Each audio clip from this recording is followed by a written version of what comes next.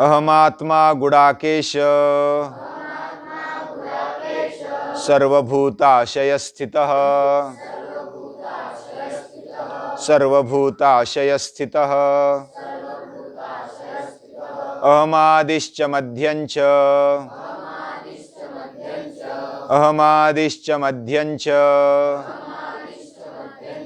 भूतानामन्त एव च भूतानामन्त एव च।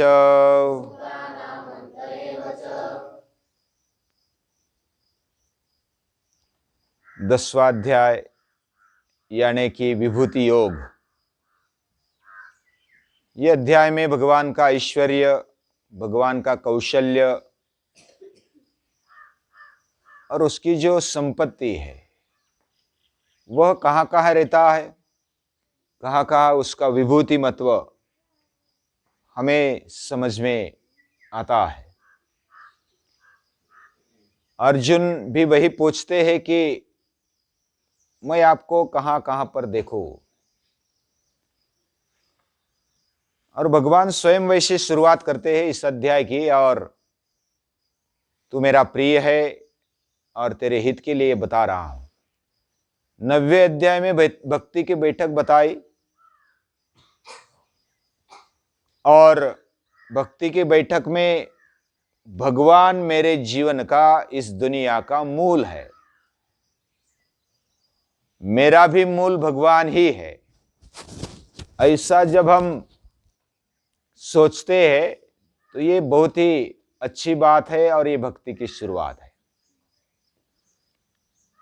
वही करता धरता है, उसको मानना ये बहुत बड़ी बात है। जो नास्तिक है या तो जो भी भगवान को न मानने वाले हैं,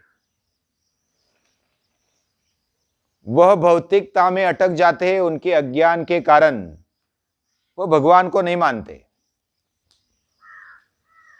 उनका तो विषय ही नहीं है। नास्तिक लोग भगवान को नहीं मानते, और भगवान को न मानने का मतलब निराशा को मानना। या तो मौज मजा करो, खाओ पियो, ये मानना भगवान कुछ होता नहीं है। हालांकि उसके मानने से कोई कुछ होता नहीं है। सूर्य है या नहीं है, हमारे मानने न मानने से थोड़ा वो नहीं रहेगा या तो रहेगा। उसका अस्तित्व तो उसके बलबूते पर है। वैसा भगवान का अस्तित्व उसके बलबूते पर है। वो खुद है तो है, इसलिए तो हम बोल सकते हैं, चल सकते हैं। जो भी नास्तिक भी है, वो भी अगर बड़बड़ करता है तो वो किसकी शक्ति से करता है? वो उसी सुप्रीम पावर की शक्ति से करता है। वो तो छोड़ दो, समझो नास्तिक तो बोलेंगे। लेकिन जो भाविक है या तो जो धार्मिक अपने आप को कहलाते हैं, वह भी भगवान को संकुचित तरीके से मानते हैं। वह भगवान को कोने में, देवारे में बिठा देते हैं, देवालय में, और उसकी पूजा अर्चा भी करते हैं।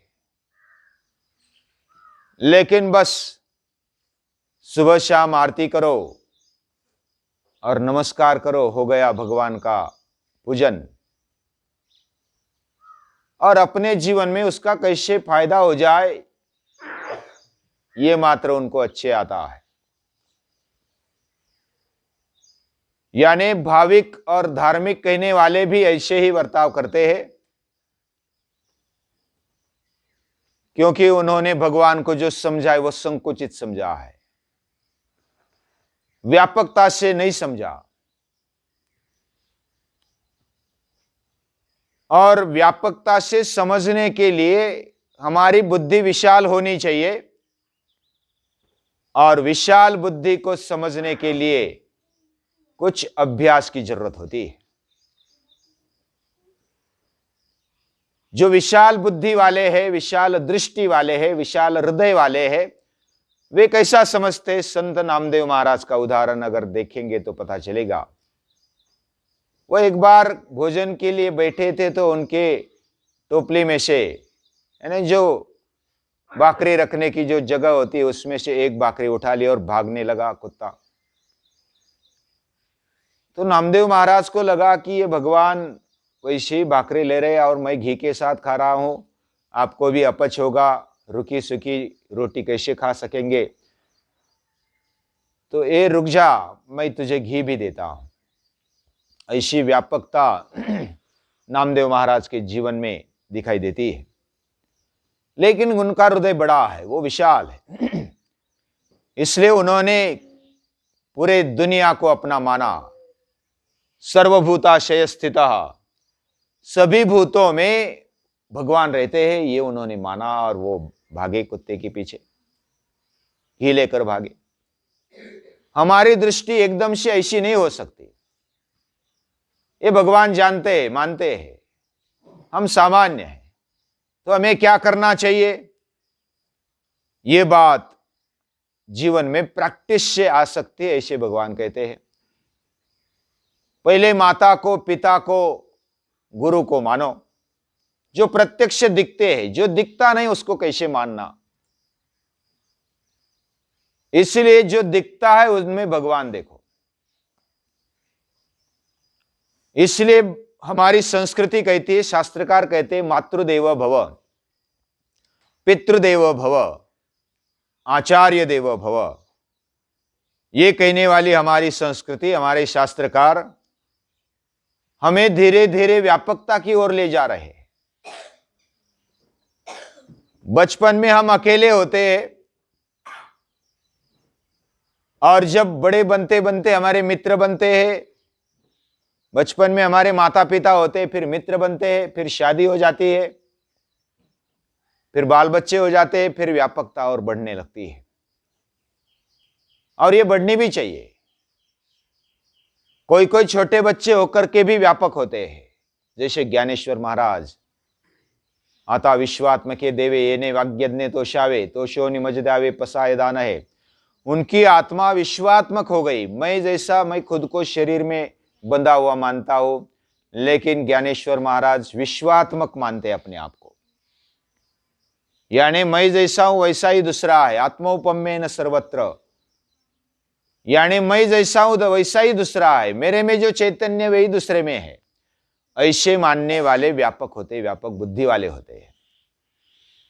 तो इतना हम नहीं समझ सकते, लेकिन माता में भगवान तो देख सकते हैं। माता से, पिता से भगवान को देखने की जरूरत है। माता वात्सल्य मूर्ति होती है, वो हमें जन्म देती है। जन्म देने के पहले भी बहुत सारे नियम उसको पालने होते हैं, उसको संभालना होता है, अपने आप को संभालना होता है, बच्चे को भी संभालना होता है, बहुत सारे पथ्य पालने होते हैं, कुछ बातें त्याग करनी होती है। ऐसे अलग अलग नियम माता के लिए बचपन से लेकर के, गर्भावस्था से लेकर के होते हैं।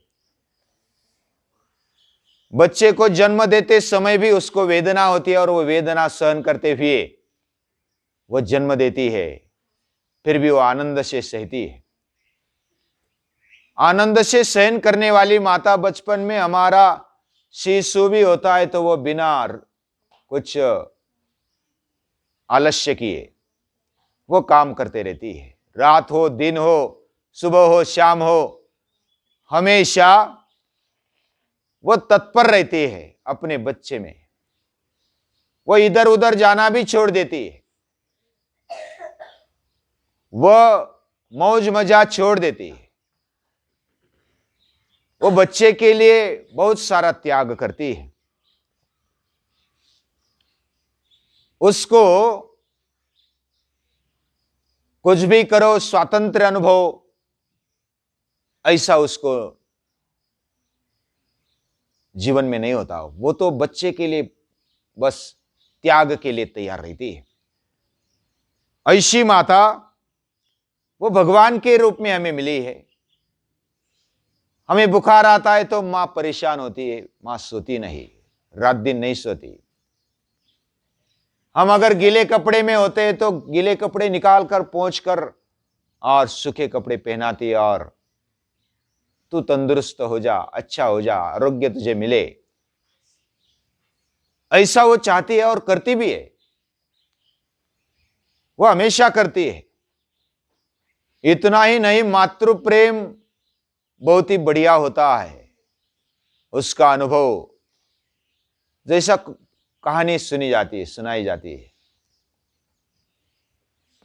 एक बेटा बड़ा बनते बनते उसने शादी भी कर लिया और शादी करने के बाद भी मां उस इकलौते बेटे को चाहती थी ये मेरा बेटा सुखी रहे।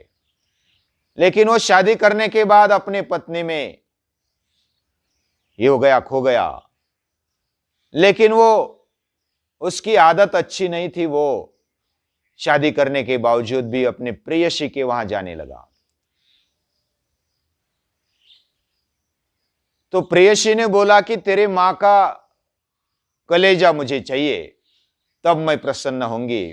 पहले पैसे मांगना, फिर अलग अलग तरीके की वस्तुएं मांगना, और ये मांगते मांगते ये जो तेरी माता है ना, तेरी माता का कलेजा मुझे चाहिए, तब मैं प्रसन्न होंगी, तब मैं खुश रहूंगी। वो बोला कि बस मेरी माता तो मुझसे बहुत प्यार करती है, वो कलेजा भी दे देगी। लेकिन उसको पता नहीं था कि माता के दिल में क्या है। वो माता के पास जाता है और बोलता है कि तुझे तेरा कलेजा चाहिए। माता बोलती है तू अगर सुखी रहता है, तू आनंदी रहता है, तो मैं कलेजा भी दे दूंगी। और वो कलेजा दे देते, अपना सीना फाड़कर, यानी हृदय दे दिया। कलेजा यानी हृदय, वो दे दिया। दे देने के बाद वो चलता है, वो जल्दबाजी में चलता है, वो नीचे नहीं देखता है। उसको लगा कि मेरी प्रेयसी वो रुठ जाएगी, देर हो गई, इसलिए वो हाथ में दौड़ा दौड़ा सा जाता है और नीचे ठोकर लगती, पत्थर लगता है और गिर जाता है। गिर जाने के बाद वो कलेजा भी गिर जाता है। तो कलेजे से आवाज आती है, बेटा तुझे लगा तो नहीं ना, उठ जा, तू सुखी तो है ना। ऐसी बोलने वाली मां, उसका कलेजा कितना बेटे के प्रति लगाव है, कितना प्यार है। कहने का मतलब कुपुत्रो जायेत क्वचिदपि कुमाता न भवति। आद्य शंकराचार्य भी कहते हैं कि कुपुत्र हो सकता है लेकिन कुमाता हो नहीं सकती। ऐसी माता होती है, उसमें भगवान देखना चाहिए। मातृदेवो भव। पिता भी हमारे लिए रात दिन मेहनत करता है। वो हालांकि सामने दिखता नहीं ज्यादा, लेकिन हमारे लिए मेहनत करता है। हमारा जो भी दुख है वो हरने के लिए, हराने के लिए जो भी करना चाहिए वो करते रहता है। पिता हमें हिम्मत देता है कि तू कौन से भी संकट में खड़ा हो जा, जो भी संकट आ जाए मैं तेरे साथ हूं, तू डर मत। ऐसा कहने वाला पिता होता है। पिता के जीवन में बेटे का स्थान बहुत ही महान होता है। मेरा बेटा मेरे से भी बढ़कर हो जाए, मैं छोटा हूं लेकिन मेरा बेटा और बड़ा बने, और ताकतवान बने, और अभ्यासु बने, ज्ञानी बने, और सभी को अपना बना ले, उसका साम्राज्य बहुत बड़ा हो, वो राजा बने। ऐसा उसको लगता है, वो राजकुमार बने। इस तरह पिता की दृष्टि होती है। और माता भी, उनमें देव देखना चाहिए। मातृदेवो भव पितृदेवो भव। पिता दूर की सोचता है। बचपन में जब हम धीरे धीरे बड़े हो जाते हैं, ताकत आ जाती है, फिर अपने बलबूते पर खड़े होते हैं, तो मां बाप को हम अगर भूलते हैं तो उनको बहुत दुख होता है। जब हमारी आवश्यकता है, हमें जब हमारा मन चाह मिलता है, तो हम हमारी माता, हमारा पिता बहुत अच्छा है ऐसा सोचते हैं। लेकिन जब कभी कभार बोल देते हैं तो हम माता पिता पर रुठ जाते हैं, और माता पिता को इतना सम्मान नहीं देते जितना देना चाहिए। उनमें साक्षात भगवान देखना चाहिए। भगवान डायरेक्ट नहीं आता, हमें संभालने के लिए, बचपन में दांत नहीं थे तो दूध देने के लिए माता हमें दूध देती है। जब दंत न थे तब दूध दिया, अब दंत दिए सो अन्न न दे। हम चिंता करते हैं, बचपन में तो दूध मिला, अब अन्न मिलेगा क्या नहीं मिलेगा। अभी बचपन में हमारे जन्म के पहले ही व्यवस्था कर दी, दूध निर्माण कर दिया माता के स्तनों में।